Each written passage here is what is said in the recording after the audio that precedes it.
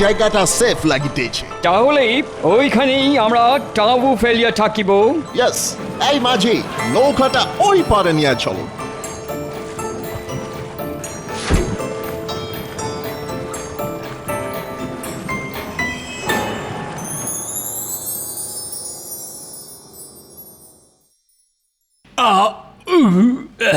গিন্নি, আর কটা ভাত দিয়ে যাও তো। গিন্নি আবার গেল কোথায়? বলি ও গিন্নি, শুনতে পাচ্ছ? কি হয়েছে? আমার মাথা। কি বললে? মানে ওই মাছের মাথা, মাছের মাথা দিয়ে পুঁই শাকটা খুব ভালো রেঁধেছো গিন্নি। ও তাই বলো। বলছি কি, আমাকে আর একটু ভাত দাও না, পেটের ডান দিকটা একটু খালি খালি লাগছে। হ্যাঁ হ্যাঁ, সে বুঝতে পেরেছি। আমি আবার পেট একদম খালি রাখতে পারি না তো। পেট খালি থাকলেই বায়ু জমে, বুঝলে গিন্নি? দাঁড়াও,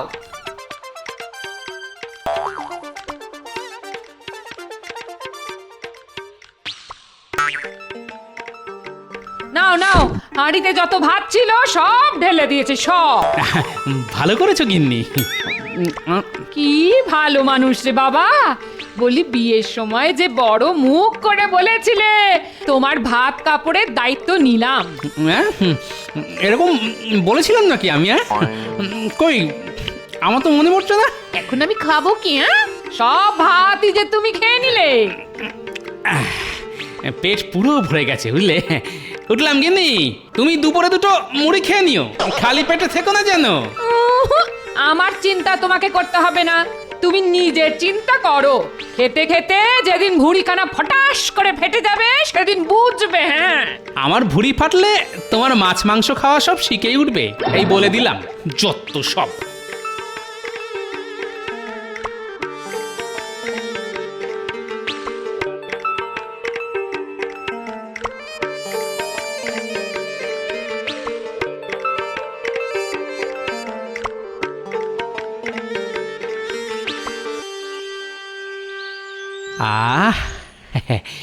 এই তো ভোলা ময়রার দোকানের মাখা সন্দেশের গন্ধ। ভোলা ময়রা, ভোলা ময়রা। কি হলো গোপাল, ডাকাডাকি করছো কেন? সন্দেশ পাকাচ্ছ বুঝি? হ্যাঁ গোপাল, গন্ধ পেয়েছো নিশ্চয়ই। সে আর বলতে, তুমি সন্দেশে পাক দিলে গোটা কৃষ্ণনগর রাজ্যটা যে তোমার সন্দেশের গন্ধে মৌ মৌ করে। কই দাও তো, আমাকে মাখা সন্দেশ দাও। আজ সন্দেশ খেয়ে তবে রাজসভায় যাব। দিচ্ছি গোপাল, দিচ্ছি।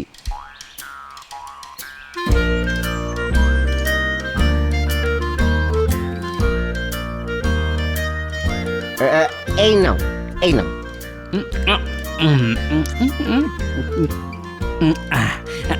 আরো দাও, আরো দাও। হ্যাঁ,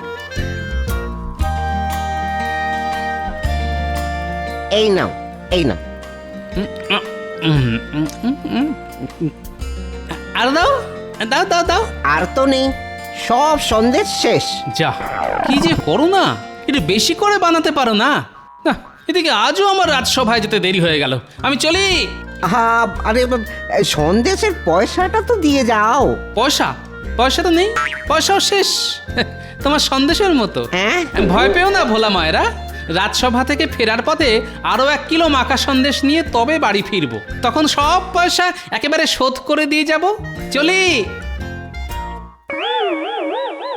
গোপাল বলে কি? এক কড়া মাখা সন্দেশ খেয়েও পেট ভরেনি। আবার বলে কি না, বাড়ি যাওয়ার সময় আরো 1 কিলো সন্দেশ নিয়ে যাবে। বাবা রে বাবা, গোপাল মানুষ নাকি রাক্ষস?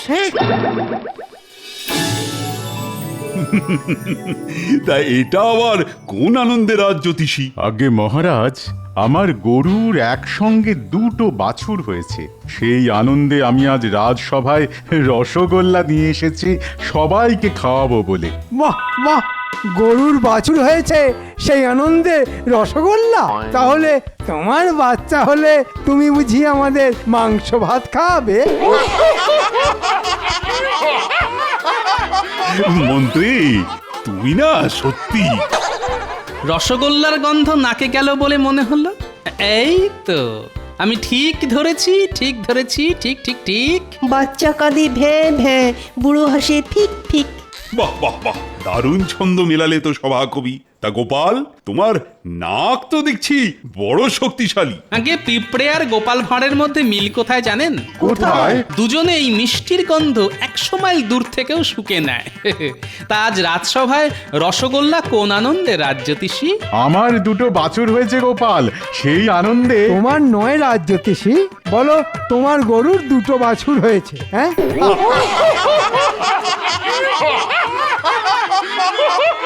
বাহ বাহ বাহ, এ তো বড় খুশির খবর। কই দেখি রসগোল্লাগুলো এই মিষ্টির ভাগ ঠিক মতন পড়েছে কিনা।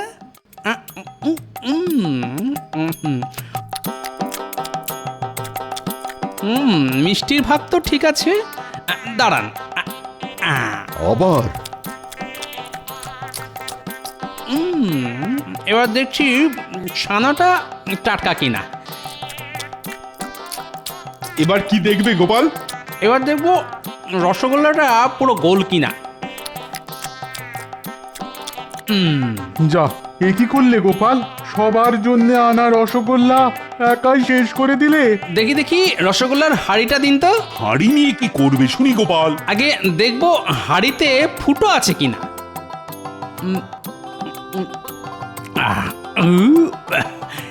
এই নিন, ধরুন। হাঁড়িটা আবার ফেরত দিলে কেন? ওটাও খেয়ে নাও। আগে পেট ভরে গেছে মন্ত্রী মশাই, আপনার খিদে পেলে আপনি খেতে পারেন এই মাটির হাঁড়িটা। পেটুক কোথাকার। গোপাল, এ তুমি কিন্তু বড় অন্যায় কাজ করলে। তুমি নিজের সঙ্গে সঙ্গে আমাদের ভাগে রসগোল্লাগুলো খেয়ে নিলে। ওই রসগোল্লাগুলো আমার পেটে যাবে বলেই আজ রাজসভায় এসেছিল মহারাজ। আহ, শান্তি। দেখেছেন মহারাজ, এক হাঁড়ি রসগোল্লা খাওয়ার পরও গোপাল কি সুন্দর ভুঁড়ি ফুলিয়ে বসে আছে। মাঝে মাঝে ইচ্ছে করে গোপালের ভুঁড়ি মেরে ফাটিয়ে দিতে। যার যত রাগ সব আমার এই ভুঁড়ির উপর কেন বলুন তো? আমার ভুঁড়ি তো কারোর কোনো ক্ষতি করেনি। না না গোপাল, তুমি দিন দিন বড্ড পেটুক হয়ে যাচ্ছ। এইভাবে চলতে থাকলে যে মহা বিপদ। কিসের বিপদ মহারাজ? আজ গোপাল নিজের ভাগে রসগোল্লার সঙ্গে সঙ্গে আমাদের ভাগের রসগোল্লাও খেয়ে নিয়েছে। তে এইভাবে চলতে থাকলে গোপাল একদিন গোটা কৃষ্ণনগর রাজ্যের প্রজাদের ভাগের খাবারই তো একাই খেয়ে নেবে। ঠিক বলেছেন মহারাজ। মহারাজ তো আর জানেন না, এখানে আসার আগে আমি গিন্নির ভাগের ভাত আর ভোলা ময়রার দোকানের 1 কড়া মাখা সন্দেশ শেষ করে দিয়ে এসেছি। মহারাজ যদি জানতে পারতেন তাহলে তো সোজা আকাশ থেকে পড়তেন। গোপালকে আর এই কৃষ্ণনগর রাজ্যে রাখা উচিত হবে না, না হলে একদিন আমরা সবাই অনাহারে মরবো। মন্ত্রী মশাই ঠিক বলেছেন মহারাজ। গোপালকে আজই রাজ্য ছাড়া করুন। হ্যাঁ হ্যাঁ, গোপালকে আজই রাজ্য ছাড়া করুন। গোপাল একটা রাক্ষস। কদিন পর গোপাল খাবার না পেয়ে আমাদের ধরে ধরে খাবে। হ্যাঁ, ধুর, একা 1 হাঁড়ি রসগোল্লা খেয়েছি বলে তখন থেকে অনেক অপমান সহ্য করেছি। আর নয়, আমি চললাম। চুলোয় যাক রাজসভা। শোনো গোপাল, দাঁড়া। যা, গোপাল মনে হয় খুব রাগ করেছে। যত সব উটকো ঝামেলা। আরে বাবা, পৃথিবীর বুকে মানুষের জন্মই হয়েছে পেট ভরে খাওয়া দাওয়া করার জন্য। এদিকে সবার পেটে খিদে, মুখে লাজ। এ আমার একদম সহ্য হয় না। ইচ্ছে করে সব কটার ঘাড় ধরে মটকে দিই।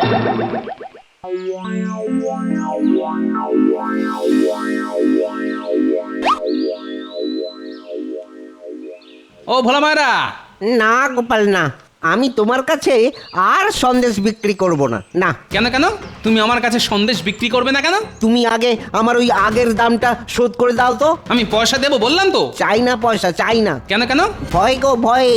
যেভাবে তুমি ওই 1 কড়া মাখা সন্দেশ মুহূর্তের মধ্যে শেষ করে দিলে, তাতে করে আমার ওই গোটা দোকানটা খেয়ে ফেলা তোমার কাছে কিছুই অসম্ভব নয়। তাই আমি ঠিক করেছি যে তোমার কাছে আর ব্যবসা করব না। হ্যাঁ।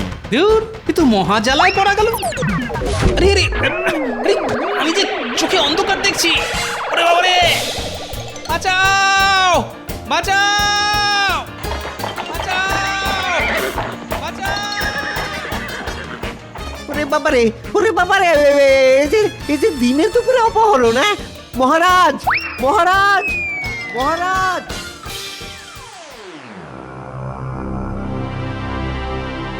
সাহেব, কাজ হয়ে গেছে। Very good. এবার উহার মুখের কাপড়টা খুলিয়া দাও। এ কি ভোলার দোকান থেকে আমি কোথায় এলাম? তুমি এখন আমাদের চাবুটে আসিয়াছ, আজ থেকে তুমি আমাদের সঙ্গেই থাকিবে। মামা বাড়ির আবদার পেয়েছো? আজ থেকে আমাদের সঙ্গে থাকিবে? কেন থাকিব? আমায় কি পাগলা সারমেও কামড়াইয়াছে? তুমি আমাদের নকল করিতেছ? তোমার এত বড় সাহস! এই গান দিয়ে খুলি করিয়া তোমার মাথার খুলে উড়াইয়া দিব। You you idiot! ওরে বাবা রে! না না, আপনারা মহান। আচ্ছা, আপনারা মানুষ খুন করেন গান গাইতে গাইতে? No no no no no, ইহা হইল গান। গান মানে জানি আমি।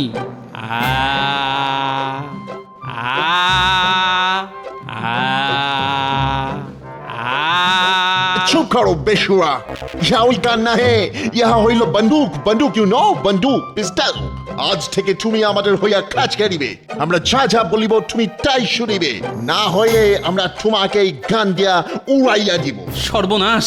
না না, আপনারা যা বলবেন আমি তাই করব। Very good, very good. হা হা হা হা হা। এবার আমরা রাজা কৃষ্ণচন্দ্রকে একটা চিঠি লিখিব। চিঠিতে বলিব, কাল আমরা গোপালকে সঙ্গে নিয়া কৃষ্ণনগরের রাজ্যে যাইব রাজ্য দখল করিতে। ইয়েস, আর তারপর আমরা জলপথ ধরিয়া সোজা হামলা করিব। আমাদের সঙ্গে গোপাল থাকিবে, তার ফলে রাজা কৃষ্ণচন্দ্র আমাদের কিছুই করিতে পারিবে না। এইবার বুঝেছি আমাকে এখানে ধরে নিয়ে আসার কারণ। মহারাজ, মহারাজ, সর্বনাশ হয়ে গেছে মহারাজ, সর্বনাশ হয়ে গেছে। সে কি কি হয়েছে? দুটো লোক এই ঘোড়ার গাড়িতে করে এসে আরে আরে আরে, আমি যে চোখে অন্ধকার দেখছি। ওরে বাবা রে! বাঁচাও! বাঁচাও! বাঁচাও! ওরে বাবারে, ওরে বাবারে, এই যে দিনে দুপুরে অপহরণ! না মহারাজ, মহারাজ, মহারাজ!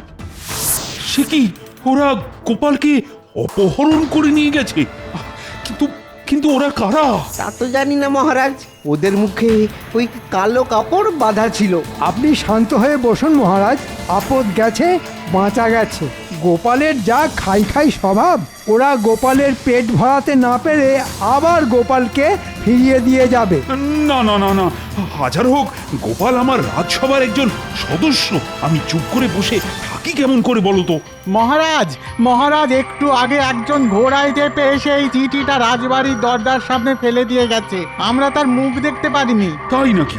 কই দেখি চিঠিতে কি লেখা আছে।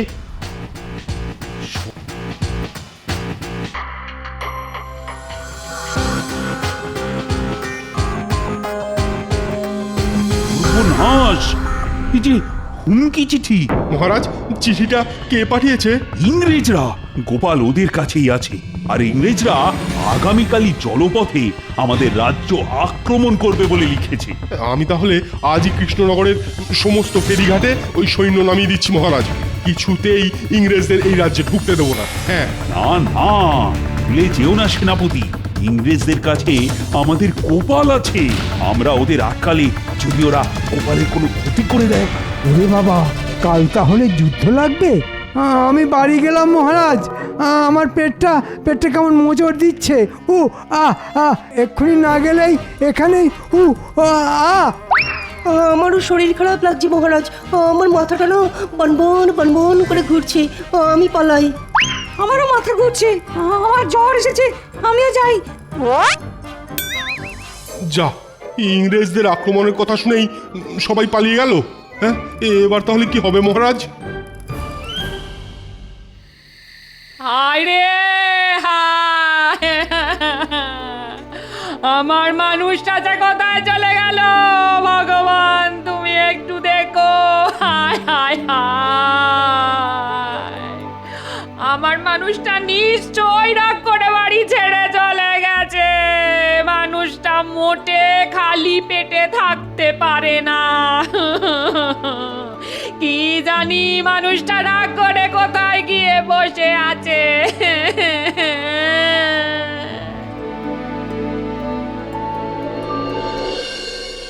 গোপাল তো আমাদের দুইজনের খাবার একা খাইয়া শেষ করিয়া দিবে। করিলে আর কি করা যাইবে? আজকের রাতটা যেমন করিয়া কাটাইয়া দিতে পারলেই হইবে। কাল তো আমরা গোপালকে সঙ্গে নিয়ে কৃষ্ণনগর আক্রমণ করিব। করাচ্ছি আক্রমণ। আমি তাহলে আমাদের অস্ত্র রাখিবার বাক্সটা গুছাইয়া রাখি, কাল সকাল হইলেই আমরা গোপালকে সঙ্গে নিয়ে নৌকা করিয়া রওনা দিব। হ্যাঁ হ্যাঁ, তাই ভালো তাই ভালো। এই গোপাল, আগে তুমি পেট ভরিয়া খাও, আরো খাবার লাগিলে খেয়ে নেবে। শেয়ার বলতে এরা তো পুরো জামাই আদর করে রেখেছে আমাকে। তোমাদের জমিয়ে রাখা কামাই যখন খেয়ে পালাবে গোপাল জামাই, তখন বুঝবে ঠেলা। কাল যা হোক করে এই বাক্সটা আগে সরাতে হবে, তারপর জমবে খেলা।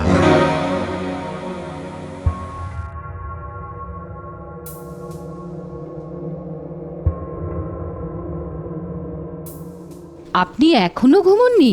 না রানী, মাথা এখন অনেক দুশ্চিন্তা ঘুরপাক খাচ্ছে। ওহ, কাল যে কি হবে কে জানে। আপনি চিন্তা করবেন না, গোপাল যখন ওদের কাছে আছে তখন গোপাল নিশ্চয়ই মনে মনে কোনো ফোন দিয়ে এঁটে রেখেছে। আপনি মাথা ঠান্ডা রাখুন, গোপালের ওপর আমার পুরো বিশ্বাস আছে। তুমি ওদের চেনো না রানী, ওরা ইংরেজ, ওদের কাছে আধুনিক সব অস্ত্র আছে, ওদের সঙ্গে আমরা যে পেরে উঠবো না। তাছাড়া গোপাল আছে ওদের কাছে, ওদের ওপর আক্রমণ করলে ওরা যে আর গোপালকে আস্ত রাখবে না।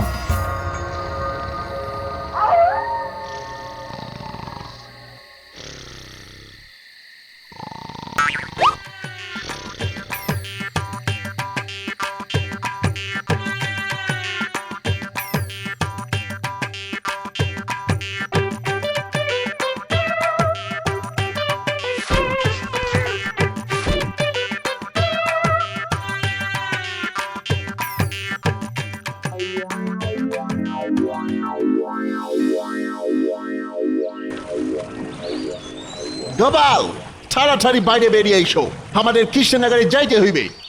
এই তো গোপাল হাজির সাহেব। তাড়াতাড়ি নৌকায় চড়িয়া বসো, ফাস্ট ফাস্ট। এই কাঠের বাক্সে কি আছে সাহেব? নিশ্চয়ই খাবার দাবার। তুমি বড় পেটুক আছো গোপাল, এটা খাবা না হয় গান আছে গান।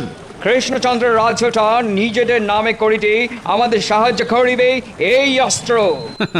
গোপাল থাকতে ওটি হবে না। ঘুঘু দেখেছো, ফাঁদ তো দেখনি। কি ভাবিতেছ গোপাল? তাড়াতাড়ি উঠিয়া এসো। ওরে ওরে বাবা রে, হাই তোমার তোমার ওজন কত গোপাল?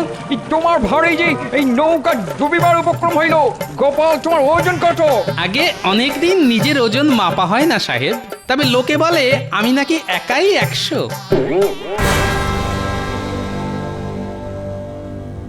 সেনাপতি, আমি হুকুম না করলে তুমি নিজে থেকে কিছুই করবে না, এই আমি কিন্তু বলে দিলাম। তাতে হিতে বিপরীত হতে পারে। আজ্ঞে মহারাজ, কিন্তু গোপাল আর আমাদের কৃষ্ণনগর রাজ্য দুটো একসঙ্গে বাঁচানো যাবে বলে আমার কিন্তু মনে হয় না। সেরকম হলে আমি ইংরেজদের কাছে হার স্বীকার করে নেব, কিন্তু গোপালের যেন কোনো ক্ষতি না হয়। হ্যাঁ গোপাল, চুপ করিয়া বসো, না হইলে তোমার ভারে নৌকা ডুবিয়া যাইবে। চুপ করে কিভাবে বসি বলুন তো ইংরেজ সাহেব? সকাল থেকে পেটে কিছুই যে পড়েনি, আর আমি আবার খালি পেটে বেশিক্ষণ চুপ করে বসতে পারি না। হবে হবে হবে, একটু চুপ করিয়া বসো। এই ডাঙায় উঠিয়া আমি আগে তোমাকে পেট ভরিয়া খাবার খাওয়াইব, তারপর কৃষ্ণনগর রাজ্য আক্রমণ করিব। ওই তো মহারাজ। মহারাজ, আমার জন্য খাবারের ব্যবস্থা করুন মহারাজ। গোপাল, গোপাল তুমি চুপ করিয়া বসো। You idiot! না হইলে আমরা সবাই ডুবিয়া মরিব। বড্ড খিদে পেয়েছে, পেটে কিছু না পড়লে আমি মরে যাব। তাড়াতাড়ি খাবারের ব্যবস্থা করুন। ওই তো একটা নৌকো এই দিকেই আসছে। ওটা গোপাল না? গোপাল এমন লাফালাফি করছে কেন? আগো, আমাদের এক্ষুনি নৌকা হালকা করিতে হইবে, মহারাজ! না হইলে আমরা ডুবিয়া মারা যাইব। কিন্তু তাড়াতাড়ি কিন্তু কি খাবারের করিয়া ব্যবস্থা করুন। হালকা করিবে নৌকো? মাগো, বড্ড খিদে পেয়েছে, পেটে কিছু না পড়লে আমি মরে যাব মহারাজ।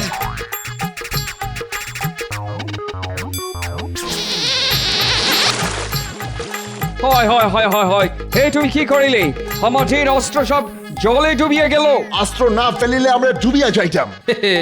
এই তো বুদ্ধি, আমার বুদ্ধি কাজ করেছে।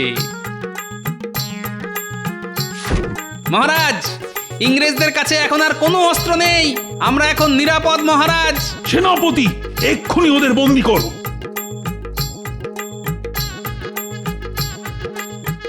গোপাল, এসব তাহলে তোমার বুদ্ধি ছিল? আগে হ্যাঁ সাহেব, সব গোপালের বুদ্ধি। গোপাল, এসব যে কি হচ্ছে কিছুই তো বুঝতে পারছি না আমি। আগে ইংরেজরা ভেবেছিল আমাকে অপহরণ করে বন্দুকের ভয় দেখিয়ে আমাদের কৃষ্ণনগর রাজ্যটা ওরা হাতিয়ে নেবে। সেই মতন ওরা নৌকাতে বন্দুকও তুলেছিল। তাহলে সেই বন্দুকগুলো গেল কোথায়? কেন? মা গঙ্গার কাছে। গোপালের ওজনের ভারে ওরা নৌকা থেকে বন্দুক ফেলে নৌকা হালকা করতে বাধ্য হয়েছে। তোমার এত ওজন গোপাল? আগে শুধু আমার নয়, আমার সঙ্গে এই যে। আমি তোমাকে ছাড়িব না গোপাল, এর বদলা আমরা নেবই নেব। আগে কারাগার থেকে বেরিয়ে আসার পথ খুঁজে বার করুন, তারপর বদলা নেবেন। যা, এই দুটোকে ধরে কারাগারে ঢুকিয়ে দে।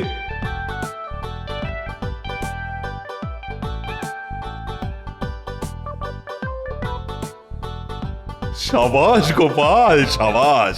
আমি কিন্তু বড় চিন্তায় ছিলাম। আগে ইংরেজদের কাছে উন্নত মানের অস্ত্র আছে মানছি, কিন্তু আমার কাছে যেটা আছে সেটা আর কারুর কাছে নেই। তোমার কাছে কি আছে গোপাল? বুদ্ধি আর ওজন। কারণ মাথায় বুদ্ধি থাকলে ওজনকেই অস্ত্র হিসাবে ব্যবহার করা যায়। নিন নিন, অনেক হয়েছে, এবার আমাকে কিছু খেতে দিন, বড্ড খিদে পেয়েছে। আবার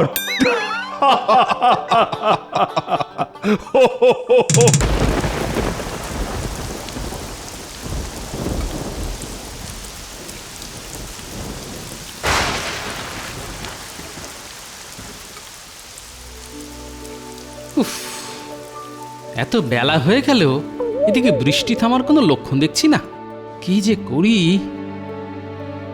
এই বৃষ্টিতে আজও তোমার রাজসভায় যেতে দেরি হয়ে যাবে গো। দেরি সে তো রোজই হয়। আগে দেখো রাজসভায় যেতে পারি কিনা। যা বৃষ্টি হচ্ছে, এই বৃষ্টিতে যেতে গেলে যে পুরো ভিজে যাব, আর ভিজে গেলেই অসুখে পড়বো। তখন এই তোমাকে এই আমার সেবা করতে হবে বলে দিলাম। মরণ, সে তো আমার রোজই তোমার সেবা করতে হয় গো। রোজ রান্না করো, ধুতি কেচে দাও, এগুলো কি সেবা নয়? যত সব। আমি বলছি বৃষ্টি ধরলে তবে যাবে। বৃষ্টি থামবে বলে মনে হয় না। না, আমার আজ রাজসভায় যাওয়াও হবে না। এত কামাই করলে না, এবার তোমার চাকরি যাবে। তোমার আর কি, যত সমস্যা তো আমার। কি হলো গো? বাড়ি ভেঙে গেল গো। হায় হায় হায় হায়। আহ গিন্নি, একটু চুপ করো দেখিনি, দেখি ভালো করে কি হলো।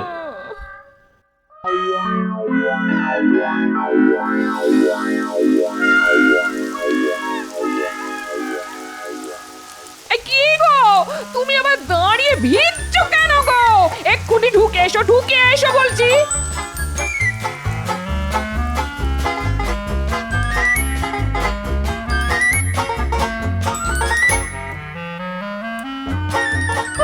অনেক হয়েছে ওই মাথা মোছা। ওই কখানি চুল, তাতে অত মুছলে সেগুলো যাবে। বলি এবার কি করবে? হ্যাঁ, বৃষ্টিটা একটু কমলো বলে মনে হচ্ছে না, কিন্তু আবার জোরে বৃষ্টি এলে পুরো বাড়িটাই ভেঙে পড়বে, এ আমি বলে দিলাম। হ্যাঁ না না, এখন আমি বাড়ি সারাতে পারবো না। তার পারবে কেন? কিপটে বুড়ো, বাড়ি ভেঙে পড়লে তুমি এই বাড়িতেই বসে থাকবে, আমি বাপের বাড়ি চলে যাব, এ আমি বলে দিলাম। হ্যাঁ। আহ গিন্নি, খালি এক কথা, যেটা বোঝো না সেটা নিয়ে আর কথা বলো না তো। তাই না? আমি কিচ্ছু বুঝি না। না, যত বোঝো তুমি। তা আমি কি বুঝি না শুনি? এই বাড়ি সারিয়ে কোনো লাভ নেই। এটা তুমি ঠিক বলেছো। আমার বহুদিনের শখ একটা দোতলা বাড়ি। বাবা, বহুদিনের শখ, আগে তো বলনি, এই প্রথম শুনলাম। বললে কি আর তুমি পারতে? এখন বানাও, একটা দোতলা বাড়ি বানাও তো। আচ্ছা, একটা দোতলা বাড়ি বানাতে কত খরচা তোমার ধারণা আছে? ও সব আমি শুনতে চাই না। তোমার যা দরকার তুমি মহারাজের কাছে চাও। দেখি কি হয়। এবারে ফসল বেশি বৃষ্টির জন্য নষ্ট হয়েছে, প্রজারা ঠিকমতো খাজনা দিতে পারছে না। এই সময় মহারাজ কি দিতে পারবে? বলি অত ভাববার কি আছে? তুমি সাহায্য কেন পাবে না? তুমি আগে চেয়ে দেখো। তবে মহারাজ না দিলেও আমি কিন্তু কিচ্ছু শুনতে চাই না। হ্যাঁ।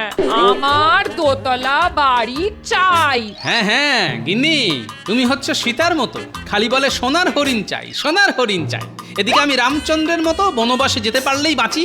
আগে দোতলা বাড়ি বানাবে, তারপর তুমি বনবাসে যাও আর যেখানে খুশি যাও, আমার কোনো মাথা ব্যথা নেই। মাথা ব্যথা তোমার হবে কেন? আমার মাথা তুমি ব্যথা করে দিচ্ছ। উফ, একবার মুখ ফসকে কি বলে ফেললাম, ব্যাস অমনি শুরু হয়ে গেল। ধুত্তে। রাজসভায় গোপাল কাল আসেনি, আজও এখনো পর্যন্ত এলো না। না, আমার বিশেষ চিন্তা হচ্ছে। আপনি শুধু শুধু চিন্তা করছেন মহারাজ। গোপাল এমনিতেই ভীষণ কুঁড়ে, এটা তো সবাই জানে। মন্ত্রী, তাহলে তুমি বলতে চাইছো রাজসভায় আসতেও গোপালের আলস্য? না না না, এটা আমি বিশ্বাস করতে পারছি না। মহারাজ, গোপালের সব কিছুতেই আলস্য। আমি একটার পর একটা উদাহরণ আপনাকে দিতে পারি। তা কিরকম শুনি? আপনি যখন কোনো সমস্যার কথা বলেন তখন আমরা সবাই কত রকম আলোচনা করি, কিন্তু গোপাল প্রায় চুপ করে থাকে। আমি এই ব্যাপারে গোপালকে জিজ্ঞাসা করেছিলাম। গোপাল আমার কথার উত্তরে কি বলেছিল জানেন? না, জানি না, তা এখন বলো। গোপাল আমাকে বলেছিল ওর কাজ হচ্ছে মহারাজকে হাসানো, কারণ ও রাজসভার মাইনে করা ভাঁড়। জটিল আলোচনায় নাকি ওর নিজেরই হাসি পায়, তাই চুপ করে থাকে। বেশ বেশ বেশ, আরও আছে মহারাজ। আচ্ছা, সে কথা না হয় পরে শোনা যাবে, তার আগে জানতে চাই গোপালের খবর কারো কাছে আছে কিনা। মহারাজ, গোপালের সাথে আমার আজ সকালে দেখা হয়েছিল। তো সেই কথাটা আগে বলবে তো। আমি দেখলাম গোপালের মুখ ভার, প্রশ্ন করাতে বলল ওর বাড়ি নাকি ভেঙে গেছে। গোপালের বাড়ি ভেঙে গেছে? কি সর্বনাশ! তাহলে গোপাল কি এখন পথে বসে আছে? না মহারাজ, ওরকম ভাঙেনি যাতে গোপাল পথে বসে। তুমি কি নিজের চোখে দেখেছো পণ্ডিত? না মানে কি বলেছি মহারাজ, দেখুন আর একটা নমুনা। গোপাল হচ্ছে মিথ্যে কথা বলার রাজা। আসলে নানা ছুতোয় ওর আজকে কামাই করার শখ। দেখুন, বৃষ্টিতে নদীতে ভালো মাছ পেয়েছে, সেই মাছ বসে বসে ধরছে।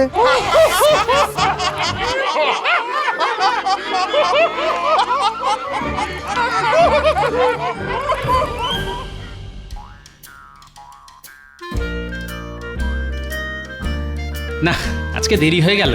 মহারাজের থেকে ঠিক কতটা সাহায্য চাইবো সেই হিসাব নিকাশ করতেই বেলা হয়ে গেল। সাবধানের মান নেই মহারাজ, দেখবেন গোপাল এসেই ওর বাড়ি ভাঙার কথা বলে সাহায্য চাইবে। আহা, আগে গোপালকে আসতে দাও। তবে মহারাজ, গোপালের কুষ্ঠিতে কিন্তু আমি বাড়ি ভাঙার লক্ষণ দেখতে পাচ্ছি। আমার মনে হয় কথাটা মিথ্যে নয়, তবে এও দেখতে পাচ্ছি গোপালের কুষ্ঠিতে। আপনি বরং মহারাজের কুষ্টি নিয়ে ভাবলে আমাদের এই কৃষ্ণনগরের উন্নতি হয়। মন্ত্রী এসেছে, গোপাল এসেছে। এই তো গোপাল। নিজের জায়গায় বসো গোপাল। মহারাজ, একটা কথা বলি। বলো কবি, বলো। গোপাল কি ভুলে গেছে হাসাতে, নাকি তার মন পড়ে আছে ভাঙা বাসাতে? বাহ মহারাজ, একদিক থেকে ভালোই হলো, আমাকে আর কষ্টের কথা কষ্ট করে বলতে হলো না। গোপাল, তোমার বাড়ি ভেঙে গেল কি করে? পুরনো হলে যা হয় আর কি, অনেকদিন সারানো হয়নি, এত বৃষ্টি। বুঝলাম গোপাল, তোমার একটু এখন কঠিন সময় যাচ্ছে। তা তোমার বাড়ির সবাই ঠিক আছে তো? হ্যাঁ মহারাজ, কিন্তু মহারাজের কাছে আমার একটা আর্জি ছিল। বলে ফেলো গোপাল। ভাবছি এবার একটা পাকা দোতলা বাড়ি না হলেই নয়। হ্যাঁ, সে তো ঠিকই, নইলে আবার ঝড় চলে বিপদ হবে। মহারাজ, আমার কাছে একটা দোতলা বাড়ি বানাবার মতো অর্থ নেই, তাই যদি আপনি কিছু সাহায্য করেন তাহলে এই মরশুমে আমার বাড়িটা হয়ে যায়। কি সর্বনাশ! গোপাল, তোমার হলো কি? তুমি মহারাজের কাছে সাহায্য চাইছো সামান্য একটা বাড়ির জন্য? মন্ত্রী মশাই, একটা বাড়ি কখনো সামান্য হতে পারে কি? নিশ্চয় গোপাল, যেখানে রাজ্যের প্রজারা ঠিকমতো খেতে পাচ্ছে না কারণ ফসল নষ্ট হয়েছে, সেখানে তোমার বাড়ির জন্যে মহারাজ কি সাহায্য করতে পারেন? গোপাল একটা দরকারি চেয়েছে, আর এটুকু সাহায্য আমরা রাজকোষ থেকে তো করতেই পারি। না মহারাজ, রাজকোষের অবস্থা খুব খারাপ। আমি খাজাঞ্চিকে এক্ষুনি ডেকে আনছি, যদি আপনি অনুমতি করেন। ঠিক আছে ঠিক আছে, মন্ত্রী তুমি খাজাঞ্চিকে ডেকে পাঠাও। মহারাজ, খাজাঞ্চি নেই, ওকে বাইরে থেকে আমি ডেকে আনছি।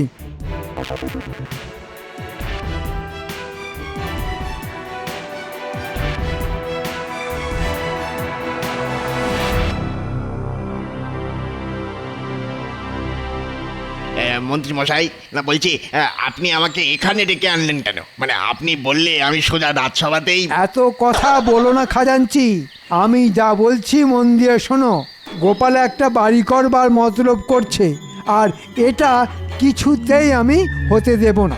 আহা, আমারও একটা বড় বাড়ি হলে বেশ হয় কিন্তু। সব হবে, শুধু আমার কথা শুনে চলো। রাজকোষের অবস্থা এখন কি রকম? এইবার খাজনা আদায় ভালো মতো না হলেও এই গেলবার যা আয় হয়েছিল তাতেই আমাদের রাজকোষ এখনো ভর্তি। এর উল্টো কথা তুমি মহারাজকে বলবে।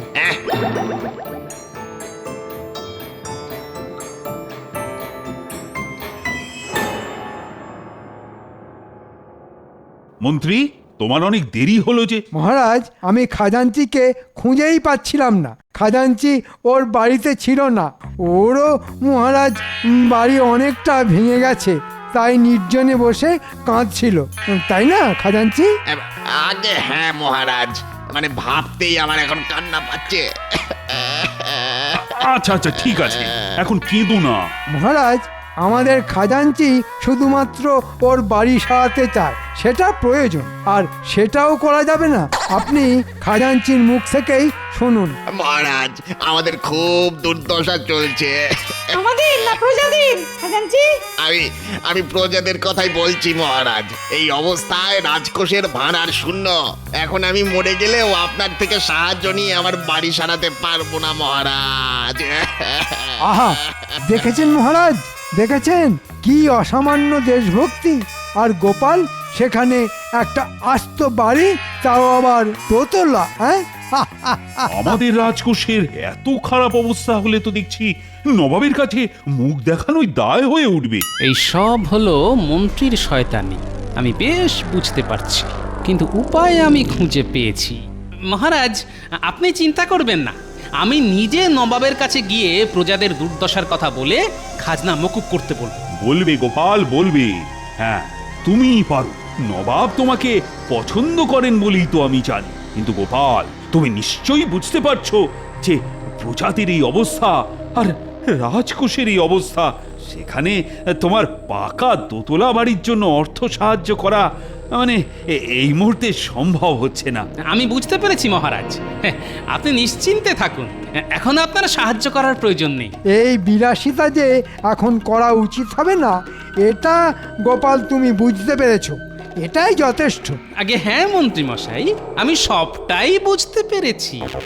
ব্যাটা ঠিক কি বলতে চাইছে আর কি ধান্দা নিয়ে নবাবের কাছে যাচ্ছে কিছু বুঝতে পারছি না।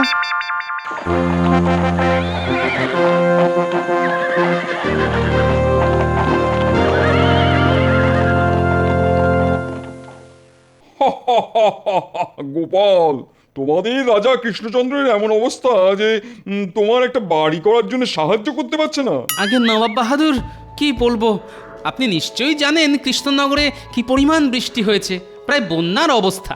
নদীর পাড়ে অনেকের বাড়ি ধসে তলিয়ে গেছে। দুদিন পরে আমার এই মাটির বাড়িও নদীর বুকে তলিয়ে যাবে, তাই বাড়িটা করা খুব প্রয়োজন। গোপাল, তোমাকে তো আমি বহুদিন আগেই আমার দরবারে চেয়েছিলাম। তোমার মতন একজন রসিক লোকের আমার খুব প্রয়োজন। তুমি আর তোমার গিন্নি এই মুর্শিদাবাদে এসে থাকতে পারো। আগে তা হয় না নবাব বাহাদুর, কৃষ্ণনগরের সঙ্গে আমার আত্মার টান, আমার সবকিছু তো ওখানেই কিনা। আর তুমি কিনা মুর্শিদাবাদে এসেছো নবাবের কাছে বাড়ি তৈরির সাহায্য প্রার্থনা নিয়ে। আমি অনেক আশা নিয়েই এসেছি নবাব বাহাদুর। তোমাকে সাহায্য আমি করতেই পারি, কিন্তু কেন করব সেটাই হলো আসল কথা। ঠিক বলেছেন হুজুর, আসল কথা হলো আমরা কেন সাহায্য করব? হ্যাঁ, তোমাকে দিয়ে আমাদের কোনো উপকার কবে হয়েছে বলো? নবাব বাহাদুর, আপনি যা কিছু করবেন সেটা আমাকে ভালোবেসেই করবেন, এটাই আমার আশা। আমি জানি আপনি আমাকে নিরাশ করবেন না। বেশ, আপনার কাছে আরেকটি আর্জি আছে। আবার কি? আপনি নিশ্চয়ই বুঝতে পারছেন কৃষ্ণনগর এখন খাজনা দেবার জায়গায় নেই। বাহ, খাজনা মুকুব করতে হবে, তোমার বাড়ি করতে হবে, আর কত কি চাই তোমাদের। নবাব বাহাদুর, চাওয়ার কি কোনো শেষ আছে? তবে অন্য উপায় দেখি না যে। ঠিক আছে ঠিক আছে, খাজনা মুকুব। আমি খবর পেয়েছি এইবার সত্যিই ফসল নষ্ট হয়েছে। একই সাথে আমার বাড়িও নষ্ট হয়েছে। তোমার একটা দোতলা বাড়ি চাই, কিন্তু গোপাল তোমার তো বয়স হয়েছে, দোতলা বাড়ি নিয়ে কি করবে? সিঁড়ি ভেঙে উঠতে নামতে হাঁপ ধরে যাবে। আমারই হয়, আর তোমার বয়সের তো কোনো ঠিক ঠিকানা নেই। না নবাব বাহাদুর, আমার দোতলা বাড়ি চাই, সেই জন্যই আমি এত দূর চলে এসেছি। এমনি এমনি তো হবে না গোপাল, তোমার একটু বুদ্ধি খরচা করতে হবে। আমি দেখতে চাই তোমার বুদ্ধির ধার এখনো আছে নাকি সেখানে মরচে পড়েছে। যদি মরচে পড়তে দেখি তাহলে বুঝবো তুমি সত্যিকারের বুড়ো হয়েছো। কিন্তু কোনো কিছু নয় গোপাল, কোনো কিছু নয়। সত্যিকারের বুড়ো হলে তোমার আর দোতলা বাড়ি হবে না। তা নবাব সাহেব, আমাকে কি করতে হবে? তুমি যদি সিঁড়ি বা মই ছাড়া আমার দোতলা মহলের একেবারে ওপরে উঠতে পারো, তবেই একমাত্র তুমি তোমার বাড়ি করার জন্য সাহায্য পাবে। তুমি করে দেখাও, আর কোনো কথা নয়। বেশ, তাই হবে। আমি সিঁড়ি বা মই ছাড়া আপনার দোতলা মহলে উঠে যাব। এ কি, তোমার কি পাখির মতো ডানা গজাবে নাকি? আপনি প্রস্তুত থাকুন নবাব সাহেব, ওই দোতলা মহল থেকে আপনি আমার গলার স্বর খুব শিগগিরই শুনতে পাবেন। বেশ, আমি তোমার গলার স্বর শোনার অপেক্ষায় রইলাম।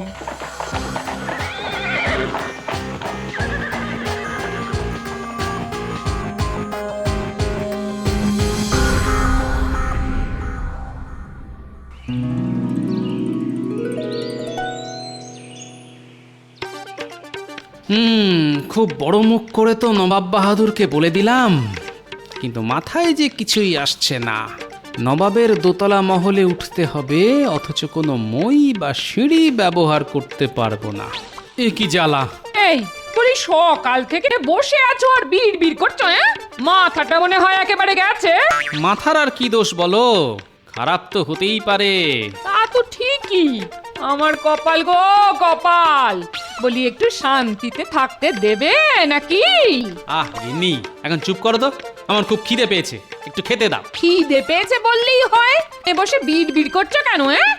আমার তো ওই একটাই কাজ, খেতে দেওয়া। তুমি বসো, আমি ভাত নিয়ে আসছি। ভালো ইলিশ মাছ আছে। বাহ বাহ বাহ! ওই পুঁটির মা দিয়ে গেল, বললো দাদা খাবে। হ্যাঁ, তাই নিয়ে এসো। আসলে যেটা মনে হচ্ছে, নবাব সাহেব ইচ্ছে করেই এরকম একটা শর্ত দিয়েছে যাতে আমাকে কোনো সাহায্য করতে না হয়। আমি কিভাবে দোতলায় উঠবো সিঁড়ি বা মই ছাড়া? উফ, আমার মাথার চুল ছিঁড়তে ইচ্ছা করছে। এই সময় যদি কেউ আমাকে একটা ভালো পরামর্শ দিতে পারতো।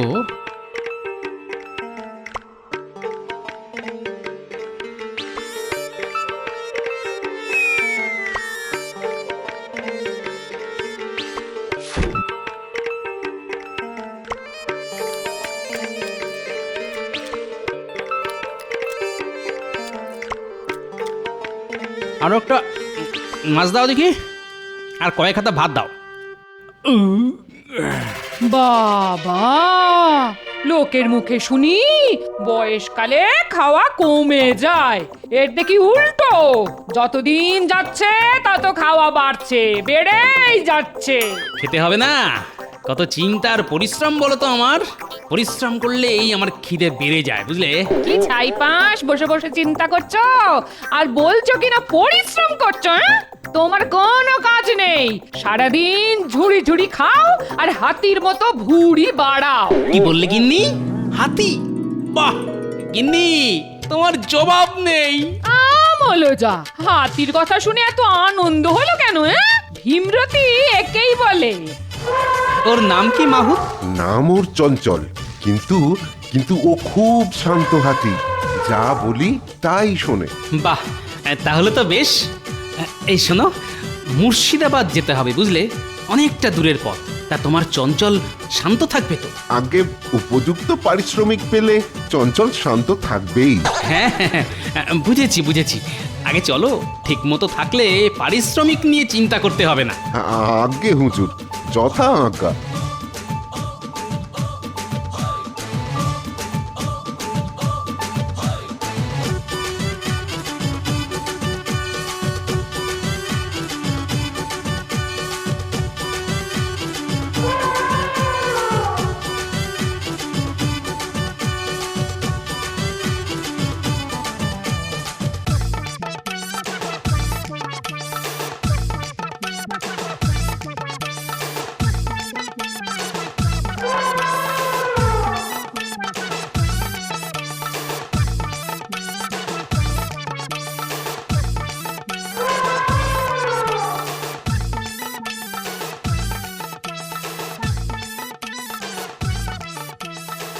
এই অন্ধকারের জন্যই অপেক্ষায় ছিলাম।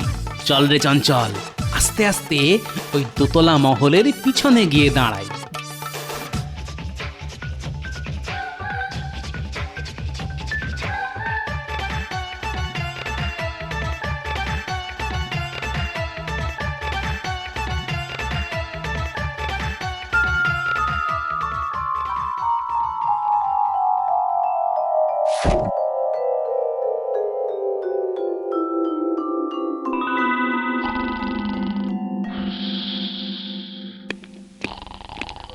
সুপ্রভাত নবাব বাহাদুর। মার্জনা করবেন নবাব সাহেব, কিন্তু এমন একটি ঘটনা ঘটেছে যে আপনার ঘুম ভাঙাতে বাধ্য হলাম। কি ঘটনা উজির? আমাদের এই দোতলা মহলের বারান্দায় গোপালকে দেখা গেছে। হ্যাঁ, সে কি? কি করে? সিঁড়ির সামনে তো প্রহরী, তোমরা কি ঠিক দেখেছো? আমি নিজের চোখে দেখিনি, তবে গোপাল যদি উঠেও থাকে কোনো সিঁড়ি বা মই ছাড়া উঠেছে। কি করে সম্ভব?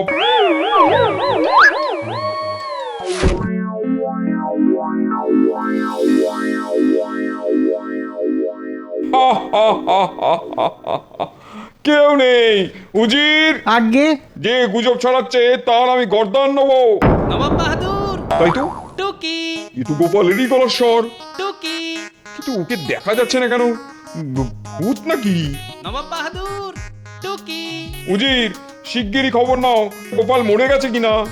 গোপাল, টুকি। গোপাল, গোপাল তুমি কোথায়? তোমাকে দেখতে পাচ্ছি না কেন? যদি মানুষ হও তাহলে সামনে এসো, আর যদি ভূত প্রেত অন্য কিছু হও তাহলে এক্ষুনি চলে যাও। না শুনলে? নবাব সাহেব, ভূত হলে তো গর্দানও নেওয়া যাবে না। হ্যাঁ হ্যাঁ নবাব বাহাদুর, আমি মানুষই আছি বটে। তুমি উঠলে কি করে? চঞ্চল,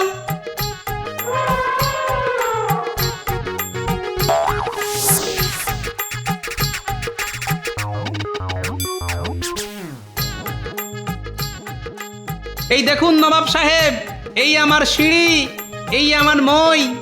আমি ওর পিঠে চড়েই আপনার দোতলা মহলে উঠে পড়ি। সাবাস গোপাল, তোমার জবাব নেই। তোমার বুদ্ধিতে যে একটুও মরচে পড়েনি সেটা আমি বেশ বুঝতে পারছি। এখন আমার কথা আমি রাখবো। তোমার দোতলা বাড়ি করার জন্য যতটা সাহায্য প্রয়োজন সেটা আমি দেবো। আপনাকে অনেক ধন্যবাদ। সবাই বলো নবাব বাহাদুরের জয়। না গোপাল, এটা তোমার বুদ্ধির জয়। জয় গোপালের জয়, জয় গোপালের জয়।